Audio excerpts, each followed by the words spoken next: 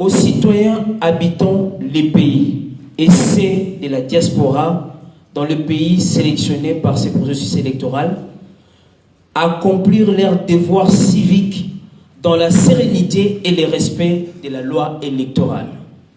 2.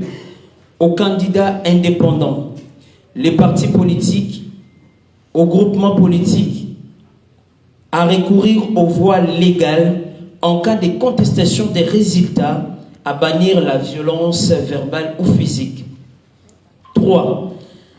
À la CENI, au strict respect de la loi électorale, des mesures d'application à travers également sa mission et aussi les principes d'impartialité, d'indépendance et du professionnalisme. Elle demande à la centrale électorale, la CENI, de publier la liste complète de la cartographie des bureaux de vote. À la CENI de publier la liste complète de la cartographie des bureaux de vote. 4.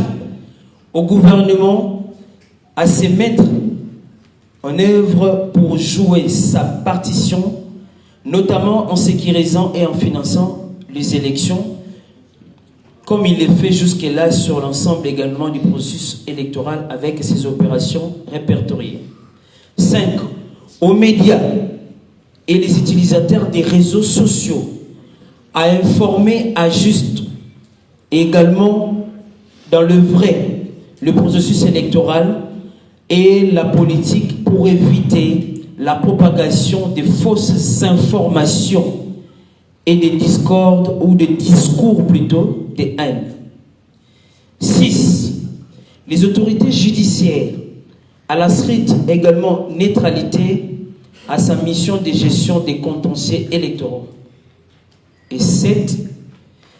Aux partenaires internationaux à ne pas s'ingérer abusivement dans le processus électoral et dans les résultats des élections qui relèvent de la souveraineté nationale.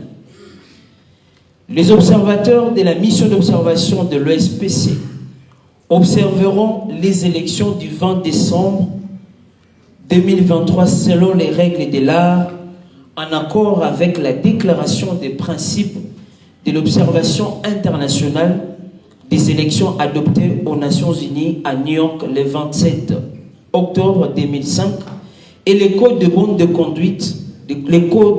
conduite, comme on le dit, à travers des observateurs électoraux élaborés par la CENI de la République démocratique du Congo comme l'organe de gestion des élections.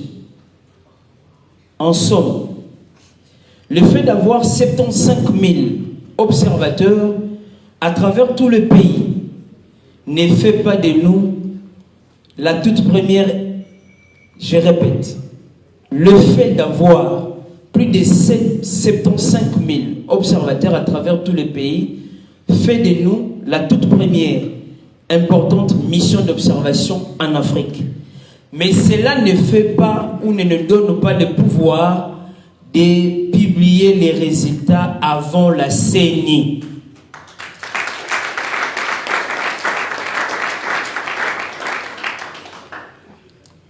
Ce n'est pas le rôle d'une mission d'observation électorale.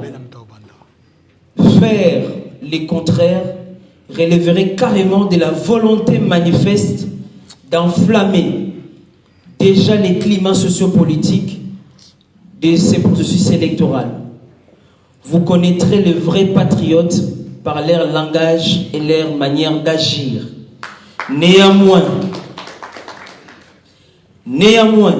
nous ferons les dépouillements parallèles tout en respectant le pouvoir de la CENI qui reste l'organe habilité de gérer les élections.